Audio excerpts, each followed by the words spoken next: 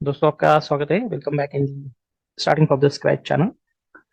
हम लोग देख रहे थे data science and machine learning का मॉडर्न नंबर 11। अगर आपको कोई भी डाउट आता है तो हमने स्क्रैच से ये प्लेलिस्ट चालू किया है, आप स्टार्टिंग वाले वीडियोस देख सकते हो।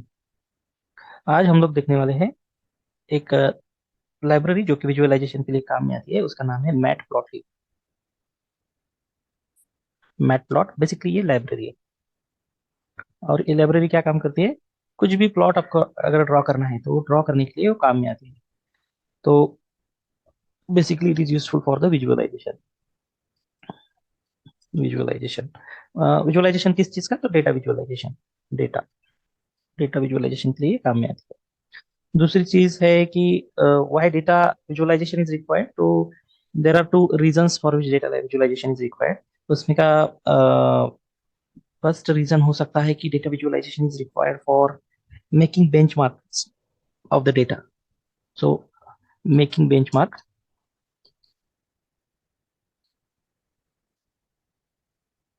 एंड बेसिकली ये बेंचमार्क इसलिए काम में आता है तो मशीन लर्निंग के लिए काम में आता है। लर्निंग बेस्ड ऑन दिस हम लोग क्या कर सकते हैं? डिसीजन भी ले सकते हैं। ठीक है। तो और दूसरा रीजन क्या हो सकता है? तो डेटा को विजुअलाइज करके और देख के हम लोग क्या कर सकते हैं? We can take the certain decisions and for which we can take the view of the client. तो decision, the certain decision making में भी ये डेटा काम में आता है। मेकिंग काम में समटाइम्स डिसीजन ये भी हो सकता है कि कोई डेटा हमारा यूजफुल है तो उसको हम लोग ज्यादा वेटेज दे सकते हैं, कुछ डेटा यूजलेस है तो उसको हम लोग डिस्कार्ड कर सकते हैं प्रोसेस में। ऐसे वेरियस थिंग्स है। तो दूसरी इंपॉर्टेंट चीज है कि कौन से मशीन लर्निंग एल्गोरिदम्स या कौन से ग्राफ्स हम लोग निकाल सकते हैं यूजिंग दिस। तो फर्स्ट हो गया तो बार ग्राफ निकाल सकते हैं हम लोग, बार ग्राफ। दूसरा हम लोग स्कैटर प्लॉट निकाल सकते हैं, आपको पता ही होगा, ये सुना ही होगा नाम, नहीं तो हम लोग ये अभी इसी वीडियो में हम लोग देखेंगे कैसे निकालना है। तो उसके बाद में हम लोग निकाल सकते हैं हिस्टोग्राम। उसके बाद में हम लोग निकाल सकते हैं लाइन ग्राफ, और उसके बाद में हम लोग निकाल सकते हैं पाई चार्ट। तो इतने सारे ग्राफ्स निकाल सकते हैं और उससे रिलेटेड हम लोग डिसीजन ले सकते हैं। तो वन बाय वन हम लोग अभी क्या करेंगे, ये हर चीज जो है कैसे निकालना है ग्राफ, ये हम लोग अभी जुपिटर नोटबुक में देख लेते हैं। तो देखिए दोस्तों, पहले अगर हम लोगों को मैटप्लॉटलिब को इंस्टॉल करना है तो आपको ऐसा डालना पड़ेगा कि इंस्टॉल मैटप्लॉटलिब। ऐसा आपको एक कमांड रन करना पड़ेगा, पर मेरे यहाँ पे ऑलरेडी इंस्टॉल्ड है। मैं रन करके बताता हूँ आपको। तो ये बोलेगा कि रिक्वायरमेंट इज ऑलरेडी सेटिस्फाइड। देखो, रिक्वायरमेंट इज ऑलरेडी सेटिस्फाइड। आपके यहाँ पे ये प्रॉपर इंस्टॉल हो जाएगा, और जब तक ये इंस्टॉल हो रहा है तब तक आपको इंटरनेट का कनेक्टिविटी रखना पड़ेगा। ठीक है। तो अभी हम लोग क्या करते हैं, इंपोर्ट करते हैं उसको। देखिए इंपोर्ट कैसे करना है, मेरे पास अगर ऑलरेडी है ना तो मैं इंपोर्ट कर सकता हूँ। इंपोर्ट मैटप्लॉटलिब लिब, ऐसा प्रॉपर टाइप करना है, स्पेलिंग मिस्टेक हुआ तो प्रॉब्लम हो सकता है। डॉट पाईप्लॉट, ऐसा करके मुझे इंपोर्ट करना पड़ेगा उसको। ठीक है। मैटप्लॉटलिब डॉट पाईप्लॉट हो गया इंपोर्ट। और मैं इसको क्या करता हूँ, अलाइसिंग भी कर देता हूँ। मैं import matplotlib as a pyplot dot pyplot as PLT. तो मैं अभी जब भी मुझे इतना सब लगेगा ना तब उसको खाली मैं पीएलटी कॉल कर सकता हूँ। ठीक है। तो अभी क्या करना है, मैं उससे पहले क्या करता हूँ, एक डेटा ले लेता हूँ, और डेटा इंपोर्ट करने के लिए मुझे पांडास वगैरह है इंपोर्ट। ये तो हम लोगों ने डेटा देख लिया, import pandas. Pandas as PD. PD क्या है, उसका अलाइस रहेगा। तो मैं क्या बनाता हूँ, एक डेटा फ्रेम बनाता हूँ। Data frame is equal to PD dot read underscore CSV, right. और उसके अंदर मैं डालूंगा लोकेशन जो मैंने ऑलरेडी कॉपी कर चुका हूँ। यहाँ पे मेरी टोयोटो डॉट सीएसवी नाम की फाइल है। हम लोगों ने ये हर चीज देख ली थी, डेटा फ्रेम कैसा बनाना है। तो अभी डेटा फ्रेम कैसा दिखेगा मेरा ये, इसके अगेंस्ट में क्या कर सकता हूँ, ग्राफ ड्रॉ कर सकता हूँ। फॉर एग्जाम्पल मुझे क्या करना है, देखिए और इसके साथ में मैं एक काम करता हूँ, index column is equal to 0। तो ये इंडेक्स कॉलम बन जाएगा। उसके बाद में हम लोग बनाते हैं, ऐसा लाइन ग्राफ बनेगा। लाइन ग्राफ बेसिकली इससे अच्छा एग्जांपल ले लेते हैं हम लोग। क्या करते हैं लाइन ग्राफ के लिए, एक कैसा लाइन बनता है ये दिखाने के लिए मैं ये बना रहा हूँ आपको। समझो 15, 10, 30 ऐसा कुछ है एक्स। उसके बाद में वाई कुछ है ऐसा, 34, 79, 36 ऐसा कुछ तो भी है। और यहाँ पे instead of this x draw करता हूँ, एक्स एक्स लाइन प्लॉट है यार। और यहाँ पे इंस्टेड ऑफ ये वाई, हम लोग पैरामीटर भी दे सकते हैं, तो ऐसा बन रहा है वो एक्चुअली। तो हम लोग ये भी कर सकते हैं, देखिए। ओके, तो ये आपको समझ में आ रहा होगा। तो पॉइंट नंबर वन देखिए, पॉइंट नंबर वन क्या है, 34 15, 34 15 यहाँ पे 15 x है, और y क्या है, 34। और सेकंड क्या है फिर, x10 है, देखिए x10 रहेगा यहाँ पे, x10 है, और y17 है। सो हर एक पॉइंट वो बनाएगा और अकॉर्डिंगली वो अ, उसका जो पास वाले जो पॉइंट्स है उसको ज्वाइन करेगा बाय द स्ट्रेट लाइन। तो ऐसा लाइन ग्राफ बनता है। चलो, लाइन ग्राफ तो हो गया अपना। उसके बाद में हम लोग देखते हैं बार ग्राफ, बार।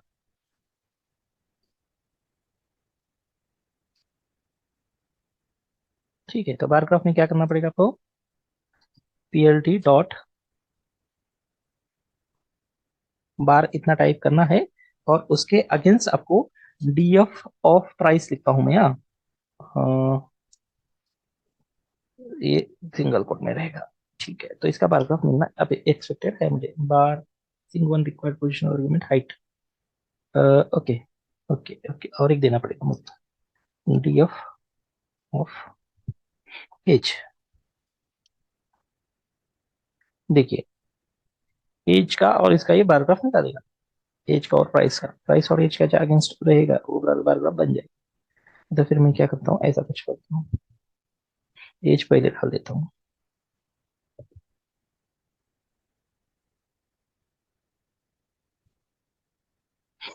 देखिए, मिल रहा है आपको 0 to 80 तक के एज। जैसा जैसा 0 से आगे चलता जाएगा उसका हर एक पॉइंट का ये प्राइस कितना रहेगा वो निकाल के देगा। एक्चुअली इस केस में नहीं चलता है, तो हम लोग यहाँ पे क्या कर सकते हैं, जितने भी ये है उतने हम लोग इंडेक्स भी डाल सकते हैं, वो वर्सेस इंडेक्स, तो प्राइस आपका हर एक इंडेक्स का प्राइस मिल जाएगा आपको। समझ में आ रहा है?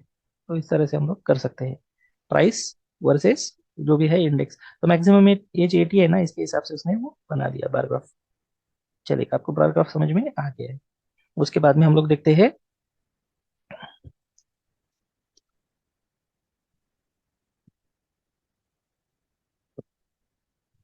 Scatter plot. स्कैटर प्लॉट एक इंपॉर्टेंट प्लॉट है, जिसमें से हम लोग बायवेरिएट एनालिसिस तो हम लोग बार ग्राफ से कर सकते हैं, या तो फिर लाइन प्लॉट से करते हैं। Most of the time bivariate analysis क्या होता है, बायवेरिएट नाम में ही है उसके, बायवेरिएट एनालिसिस।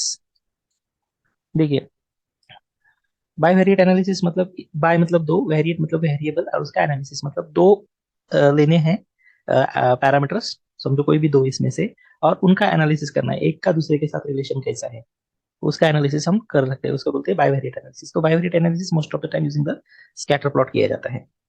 और उसमें भी सिंपल सी चीज है। हम लोग फिर से क्या करेंगे, प्राइस वर्सेस एज करेंगे, price versus age for the by scatter plot. तो उसके लिए भी कमांड एकदम सिंपल है, पीएलटी, पीएलटी मतलब matplotlib dot pyplot, PLT dot scatter दिखेगा आपको, स्कैटर, और एक्स और वाई डालना है उसमें खाली। एक्स में हम लोग डालते हैं प्राइस, वाई पे डालते हैं एज। तो डीएफ ऑफ प्राइस हो गया एक्स, एक्स साइड पे एक्स, और वाई में रहेगा डीएफ एज। और हम लोग एक्सपेक्ट करते हैं, देखिए पूरा बंच बन गया ना। देखिए, मैं ऐसा बोल सकता हूँ कि जैसे जैसे जैसे जैसे प्राइस बढ़ रहा है, ठीक है, उसका एज बढ़ रहा है, वैसे वैसे प्राइस कम होते जा रहा है। या तो फिर ऐसा सिंपल जाएगा, एक्स एक्सिस पे मैं एज लेने की कोशिश करता हूँ, आपको फिर से और अच्छे से समझ में आएगा। देखिए, ये देखिए, इसको मैं रन करता हूँ। देखिए, जैसे जैसे एज एज अभी एक्स पे एज है ना, एक्स पे एज है, जैसे जैसे एज बढ़ेगा वैसा वैसा प्राइस क्या हो जाएगा, प्राइस क्या हो जाएगा, कम होता जाएगा। एज के साथ प्राइस कम हो रहा है। मतलब ये क्या है, सेकेंड हैंड व्हीकल्स है ना, सेकेंड जो भी मैं बोलता हूँ, प्री ओन्ड व्हीकल्स, मतलब पुराने व्हीकल्स का ये है, उसका एज जैसे जैसे बढ़ेगा वैसा वैसा प्राइस कम होते जा रहा है। तो ये काम कर रहा है, मतलब ऐसा हम लोग डिसीजन ले सकते हैं। देखिए, जिसका भी एज कम है, मतलब जितनी कम पुरानी गाड़ी है उतना उसका प्राइस ज्यादा रहेगा। ब्रांड के ऊपर भी ऑब्वियसली डिपेंड रहेगा, पर फिर भी ये हम लोग प्रेडिक्ट मतलब डिसीजन ले सकते हैं, या तो फिर डिसाइड कर सकते हैं उसको। मैक्सिमम पॉइंट्स कहाँ पे दिख रहे हैं आपको, एज वर्सेस प्राइस का। तो ऐसे हम लोग बायवेरिएट एनालिसिस के लिए स्कैटर प्लॉट यूज कर सकते हैं। उसके बाद में देखो, अगर आपको पाई चार्ट निकालना है तो वो भी बायवेरिएट एनालिसिस ही हो सकता है।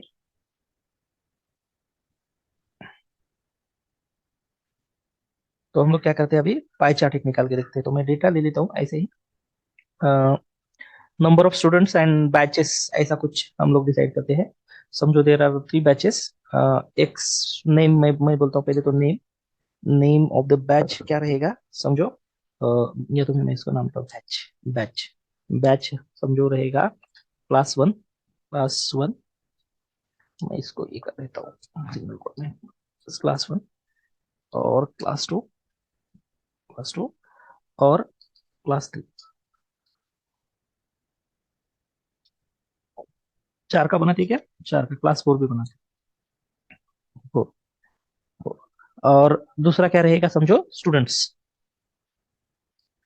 स्टूडेंट्स का मतलब क्या है? Number of students. ये 2 लिस्ट है मेरे पास। क्लास 1 में समझो है 30 स्टूडेंट्स, क्लास 2 में समझो है 55 स्टूडेंट्स, क्लास 3 में समझो है 36 स्टूडेंट, एंड क्लास 4 में है समझो 68 स्टूडेंट, समझो कुछ भी ऐसा। रैंडमली हम लोगों ने कुछ ले लिया है और उसके हिसाब से वो हम लोग एक्सपेक्ट कर रहे हैं कि पाई चार्ट बनाना चाहिए। तो पाई चार्ट के लिए हमें क्या करना पड़ेगा, देखिए पाई चार्ट के लिए PLT डॉट पाई चार्ट, बस खत्म। एंड उसमें देना है एक्स एंड वाई। सबसे पहले हम लोगों को क्या देना पड़ेगा, नंबर ऑफ स्टूडेंट्स का पहले देना पड़ेगा, उसके बाद में लेवल्स का नाम देना पड़ेगा। लेवल्स क्या क्या रहेंगे ये जो है, तो ये रहेगा अपना वेरिएबल, ये रहेगा वेरिएबल पाई चार्ट में। उसके अकॉर्डिंगली सब कुछ हो जाएगा। और इसी वेरिएबल्स को ये क्या रहेंगे, लेवल्स रहेंगे, क्लास 1, क्लास 2, क्लास 3, क्लास। तो इसके अंदर जो भी रहेंगे ना वो क्या रहेंगे, खाली सबसे पहले हम लोग क्या करेंगे, स्टूडेंट्स बोल के देते हैं इसको,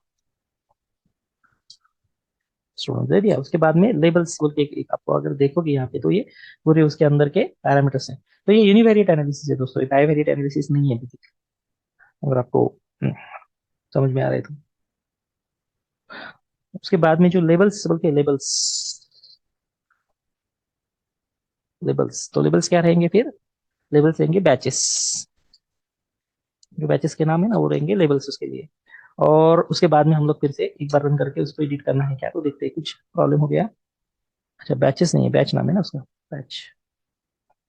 तो हम लोग रन करके देखते हैं। देखिए ये बन गया अपना अकॉर्डिंग टू आवर क्लास 1, ये ब्लू, क्लास 2 और class 3, class 4 anti clockwise direction में वो बना दिया उसने। अगर हमको इसमें शाडो चाहिए तो उसको हम लोग बोल सकते हैं shadow is equal to true. देखिए अपीयरेंस कैसा बदलता है हम लोग देखेंगे अभी। एक minute, shadow is equal to true. थोड़ा सा इधर से शाडो दिख रहा है आपको, दिख रहा है अभी थोड़ा सा अपीयरेंस अच्छा लग रहा है।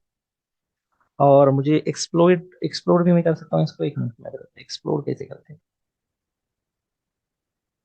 0.3, 0, 0, 0, इतना हो गया। देखिए एक ही जो है पहला वाला मैंने एक्सप्लोर कर दिया।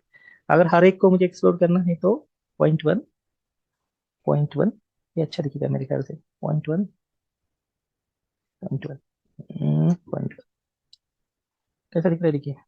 हर एक बाहर आ गया, ये नहीं आएगा बाहर, मुझे नहीं लग रहा है ये बाहर आ गया। क्लास 3, क्लास 3 का कैसे नहीं, देखिए हाँ हाँ, 0.01, यहाँ पे 1 चाहिए, हम लोगों ने 0 कर दिया जल्दी से। देखते हैं अभी। तो ऐसा हम लोग बना सकते हैं। अभी इसका अगर वैल्यू चेंज होता है तो देखिए ये छोटा है ना, परसेंटेज वैल्यू ले लेता है। मैं उसको 80 बना देता हूँ, तो सबसे बड़ा कौन सा बनेगा, पहला वाला क्लास 1। ठीक है अभी इसको रन करते हैं, बन गया बड़ा। तो इस हिसाब से हम लोग पाई चार्ट बना सकते हैं। अभी हम लोग देखने वाले हिस्टोग्राम। हिस्टोग्राम होता क्या है देखिए दोस्तों, कोई भी एक पैरामीटर है समझो। फॉर एग्जांपल हम लोग इस डेटा में लेते हैं पैरामीटर्स, हॉर्स पावर वाला, हॉर्स पावर। तो अभी 90 मल्टीपल टाइम्स आ गया ना, तो 90 कितने बार आ गया, इसका फ्रिक्वेंसी या तो फिर नंबर, ये रहता है हिस्टोग्राम। 86 कितने बार आ गया, फिर 110 कितने बार आ गया। तो हर चीज का फ्रिक्वेंसी जो रहता है उसका एक ग्राफ निकाल सकते हैं हम लोग, उसको बोलते हैं हिस्टोग्राम। हिस्टोग्राम बहुत ही इंपॉर्टेंट ग्राफ है इन केस ऑफ इमेजरीज, क्योंकि वहां पे इमेज क्वालिटीज इंक्रीज कर सकते हैं हिस्टोग्राम इक्वलाइजेशन टेक्निक जो है वो यूज करके। तो हम लोग क्या करते हैं, अभी एचपी पैरामीटर लेके हम लोग हिस्टोग्राम उसका निकाल के देखते हैं। तो उसके लिए कमांड बहुत ही सिंपल है, PLT डॉट हिस्ट, और वो पैरामीटर इसके अंदर डालने का, खत्म बात। पैरामीटर कौन सा है अभी? D of H P. देखिए ये हिस्टोग्राम हम लोगों को मिल रहा है, ये देखो ये हिस्टोग्राम है, ये 90 कितने बार आया, सबसे ज्यादा बार आ गया अपना 110। ठीक है, उसके बाद में 97, उसके बाद में पैरामीटर आए ही नहीं, और ये ऐसा हिस्टोग्राम बन गया। ये बेसिकली ये एक्सटेंशन टू बार ग्राफ है, पर जो हमारे वाई एक्सिस पे जो है ना वो फ्रीक्वेंसीज रहते हैं। अगर मुझे इसको, आपको लग रहा होगा कि ग्राफ बिल्कुल भी अच्छा नहीं लग रहा है, मैं इसको ब्यूटीफुल बना के दिखाऊंगा आपको, और ये एप्लीकेबल रहेगा हर एक ग्राफ के बारे में। हाँ, फॉर एग्जाम्पल मुझे क्या करना है, इसको टाइटल देना है, या तो फिर सबसे पहले मैं एक्स लेवल लिखता हूँ। एक्स पे क्या है अपने, एक्स पे क्या है, एक्स पे रहेंगे magnitude, PLT, PLT dot x में क्या रहेगा, एक्स एक्सिस पे रहेगा पैरामीटर, एक्स एक्सिस पे रहेगा पैरामीटर, तो या तो फिर मैं उसको बोलता हूँ एचपी, एचपी हाँ, x level, x level, x level क्या रहेगा उसका नाम हम लोग यहाँ पे लिख सकते हैं पैरामीटर, या तो फिर एचपी में उसको बोल देता हूँ। ठीक है, उसके बाद में PLT dot Y level, Y level, Y level क्या रहेगा मेरा, या हर एक ग्राफ में आप निकाल सकते हो, एक्स लेवल वाई लेवल हर एक ग्राफ में आप दे सकते हो।